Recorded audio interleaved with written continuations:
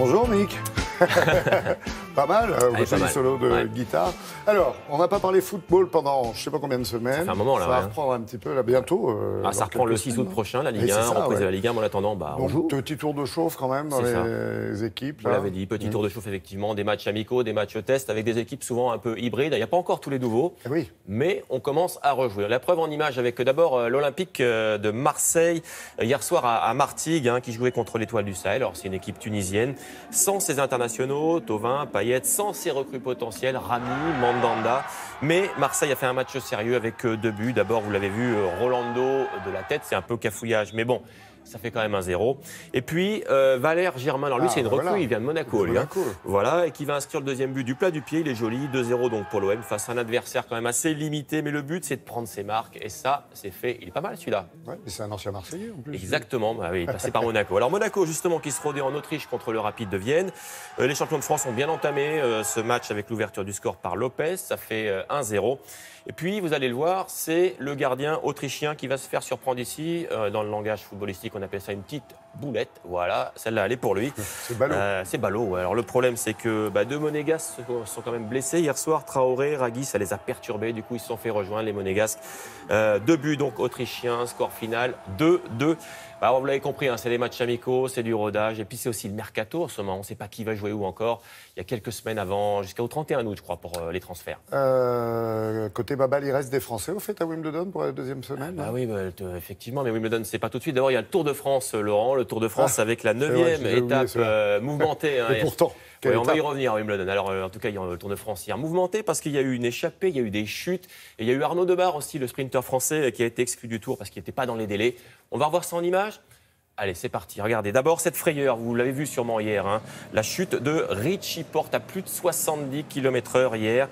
Il entraîne avec lui Dan Martin. Martin qui, lui, va remonter sur son vélo, alors que Porte reste allongé au sol. Mais il est conscient, son tour est évidemment terminé, il abandonne. Il souffre ce matin de fractures au bassin et à la clavicule. Une étape marquée par un long raid solitaire de ce garçon, un Romain Bardet, qui a été repris dans les tout derniers kilomètres de cette étape par le groupe Maillot Jaune. Et c'est finalement Roberto Urán qui l'a emporté au sprint devant le Français Warren Barguil. Et puis notez donc qu'un autre Français, le sprinter Arnaud Demar, lui est exclu, je l'ai dit, il n'est pas arrivé hors délai malheureusement. Le maillot jaune toujours sur les épaules de cet homme, que le Britannique Christopher Froome de la Sky. Aujourd'hui, c'est repos pour les coureurs, ils en ont besoin. Il n'est pas très loin. Une image d'athlète pour vous montrer le retour à la compétition, vous l'avez reconnu, de Christophe Lemaître sur 200 mètres. C'est écrit dessus, exactement. Médaillé de bronze à Rio sur cette distance en noir ici, couloir 7, il participait à la Ligue de Diamant à Londres. Un retour difficile, manque de rythme pour le Français, il n'a pas pu suivre la vitesse de l'Américain Amir Webb. Vainqueur en 20 secondes 13, le mètre lui a terminé 8e avec un temps de 20 secondes 50. Direction à présent le Silkway Rally. Alors c'est un rallye raid entre Moscou en Russie et Xi'an en Chine. Un périple de 10 000 km quand même. Presque la route de la soie. Exactement, en tout cas 10 000 km, c'est long, des paysages extraordinaires. Ce matin, deuxième étape, c'est Stéphane Peter-Ancel sur Peugeot qui est en tête devant ce garçon Sébastien Loeb.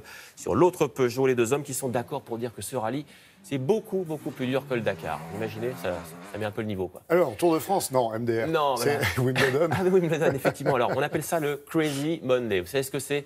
C'est qu'on va jouer tous les 8e de finale aujourd'hui. Garçons, filles, ça va faire 16 matchs. Côté français, journée de ouf. 2 garçons, Manarino et Père. Chez les filles, Caroline Garcia, donc ça fait 3 Français au total.